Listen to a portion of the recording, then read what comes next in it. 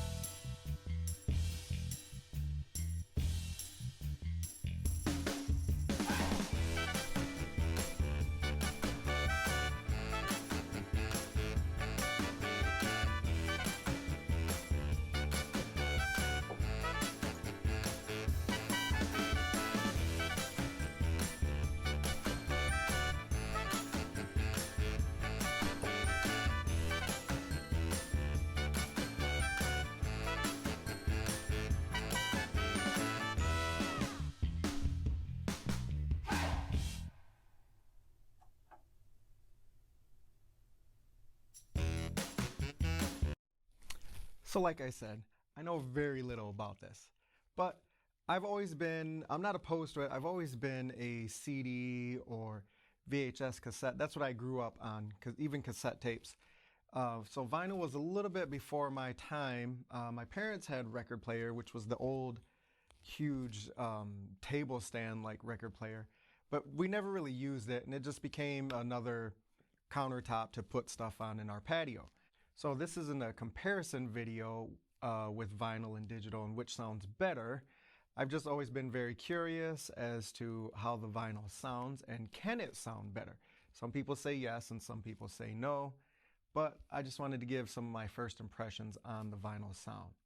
As always, down in the description below, I'm going to put more information on the story so that way you can keep this video as short as possible for you guys.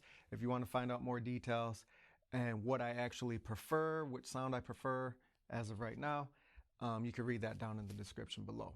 I just made a recent purchase here for the Audio-Technica, let's see, ATLP120.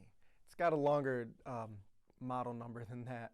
This is the Bluetooth version, and it's considered a little bit more of a mid-range turntable.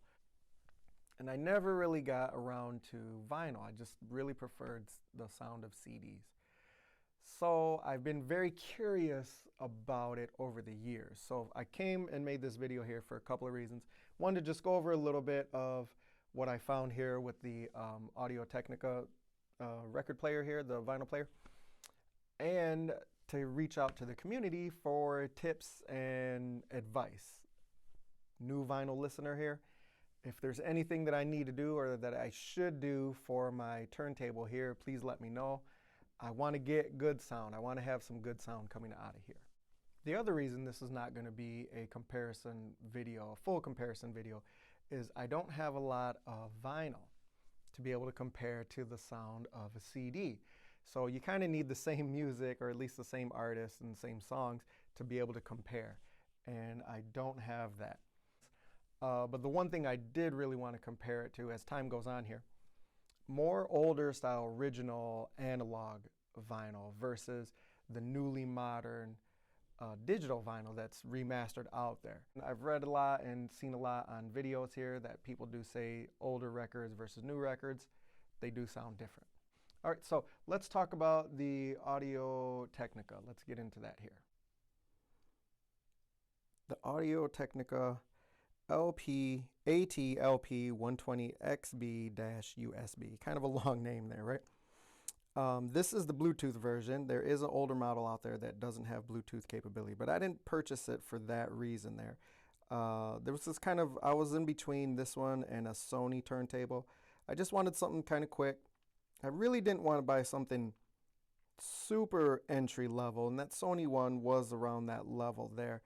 But these were the two that my local Best Buy had in stock, and I could purchase it and pick it up that same day. And that's what I wanted. So I went with this one here. I think the tag was about $2.99. I bought an open box one, so it was less than that for me. And my main reason for purchasing this was I wanted to be able to connect and use my own interconnects. And this had the capability for that. So again, if you guys have, I'm very new to vinyl, so I figured I would go to the community here for any experienced, well-versed vinyl listeners. If there's anything I should do, any tweaks I could make here to help make this sound better for myself, I'd appreciate you guys leave that down in the comments. So it does play 33s and 45s, so your normal sized record, and 45s are like a 6-7 inch vinyl album, so it does play those. It's got a little light here. Let me see if it turns on when I turn it on. Yeah, so that way I could see exactly where I need to drop the tone arm here for the sound. Now, one thing I will note this here, again, brand new, I didn't know much about this. I didn't realize you had to balance this out so that way you can use this little arm here to drop it down on the record. Old school, remember, I'm coming old school here. I used to just take this here and go and put it down on the record. Well, they have some more advancements in the world of record players today, which is really cool, and I'm very excited about that. And then also here for the shifting of your arm, you have to set this here. And the reason I bring a lot of this up, again, for a brand new person, if you are a beginner out there and you're interested in getting into vinyl and records and turntables and all of those things, I'm just trying to give some advice ahead of time. I didn't know all of that stuff or how important that stuff was, and it is very important here. The manual that this thing came with is garbage. In fact, it didn't even have a manual. It was more of like a quick start guide. Didn't really explain how to do things, had pictures that you just had to try to copy, and with very, very little description in there. So I would say they probably could have made a better manual for beginners or first timers here. It does have some pretty good features. The speed of your album right here. The other reason I bought this, what I thought was just a nice little caveat to the features that it has, you can connect this to a laptop, and whatever music you're playing on your album, you can download that song to your laptop, provided if you have the software for it. And there's a bunch of free software, and it actually gives you a website you can go to and download a program to be able to do that. So I thought, well, that's good. I'd like to be able to purchase music that I don't have either on digital downloads or CDs. I can buy the albums, and then I can download those songs into my laptop. So going over some of my first initial impressions of the sound. As I said, I don't have many records right now. I picked up one new one. I'm a Selena fan, Mexican music, loved her music, and I did watch the series on Netflix that just came out. So if you haven't watched that, I'd recommend go watching it. She was an artist back in the 90s, was going to be super, super popular, and she had a tragic situation that happened, and she's no longer with us. But don't want to spoil it for you guys. Come go watch this series. It's a great series here. But I did purchase her album because she did make really good music. It was a family band that was created by her dad. Her brother was a bass player and her producer and songwriter. and her sister was the drummer of the band. They made really, really good music out of Texas for many years, and bought the album. They had a nice exclusive. So when I initially played it, it sounded a little weak compared to the CD. Now, before anybody gets crazy out there, yes, I know I may have not had everything hooked up properly. I haven't played around with this much yet, so meaning I haven't tried out different interconnects. I used it with just my solid state Sunfire amplifier. Didn't use it with my tube amp, so I'm going to try that here too and see how the sound goes. I did use it with my Freya preamp, so I had a tube preamp there. I guess there are different cartridges. There are different cartridges with styluses that you can get to play your music, so I'm probably going to look at upgrading to that sometime here in the future. But from what I read here, the stock one that comes with this is a pretty decent cartridge with the stylus on there, so it's going to give you some good sound.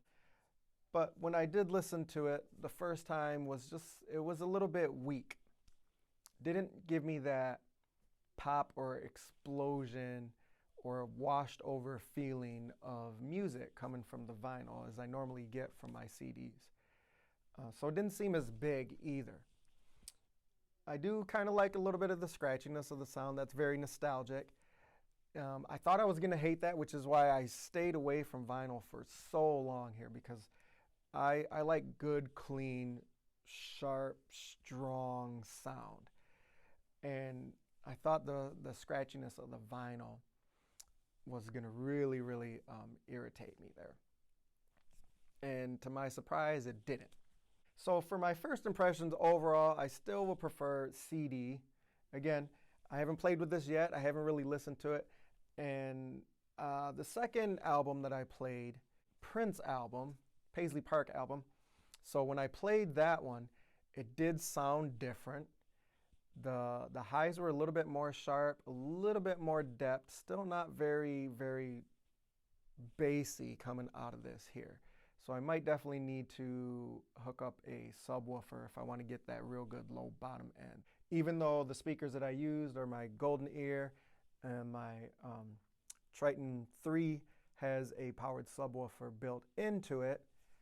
And usually when I'm playing my CDs or even just streaming, that does punch enough where I don't have to use a separate powered subwoofer. But I have a few of them here in the house. I can hook one up very easily, so I think I'm going to have to do that here with my vinyl to help smooth out the entire sound, so I get nice highs, mids, and then very good low end there. So we're going to do a couple of quick short clips here from the Selena album. I know you're not going to get the accurate sound at home versus what I'm hearing here, but I like doing it because it just gives another dimension to our video, and then I'll explain a little bit of the differences that I'm hearing here.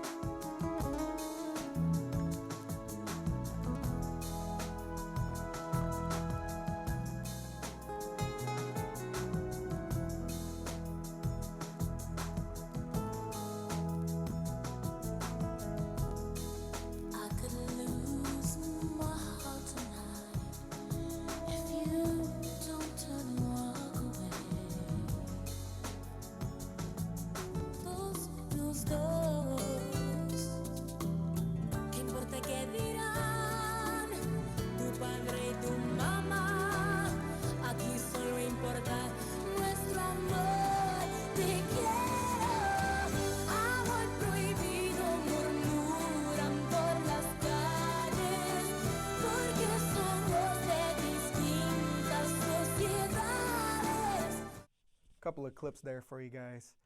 Again, she's got a great voice, and that album was magnificently produced. Some of my final thoughts here in closing.